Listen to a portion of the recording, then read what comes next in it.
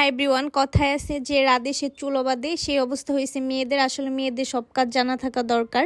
তো আলহামদুলিল্লাহ আমি সবই পারি। অনেক দিন হয়েছে আমি ছোট মাছ খাই না, তাই ভাবলাম আজকে একটু ছোট মাছ রান্না করা যাক। এইখানে হচ্ছে চিংড়ি মাছ আর একটা কী মাছ আসলে আমি চিনি না, নাম জানি না।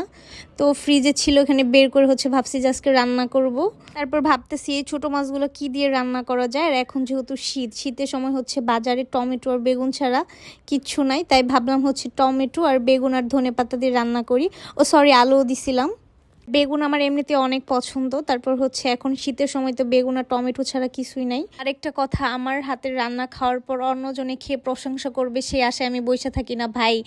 আমার হাতের রান্না আমার কাছে ভালো লাগলেই হইলো। আমি অন্যজনের আশায় বসে থাকি না যে খেয়ে কে বলবে যে ভালো হয়েছে খারাপ হয়েছে, এটা আমার দেখার বিষয় না। কারণ আমার নিজের হাতের রান্না আমার কাছে ভালো লাগলেই হয়েছে।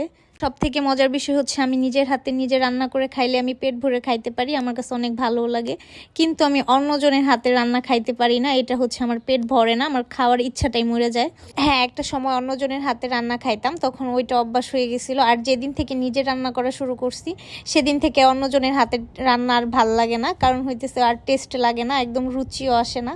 এখন নিজের রান্না নিজে করে খাই ভাই, এর মতো শান্তি আর কোথাও নাই। তো যাই হোক, এইখানে সবকিছু রেডি, এখন রান্না করব।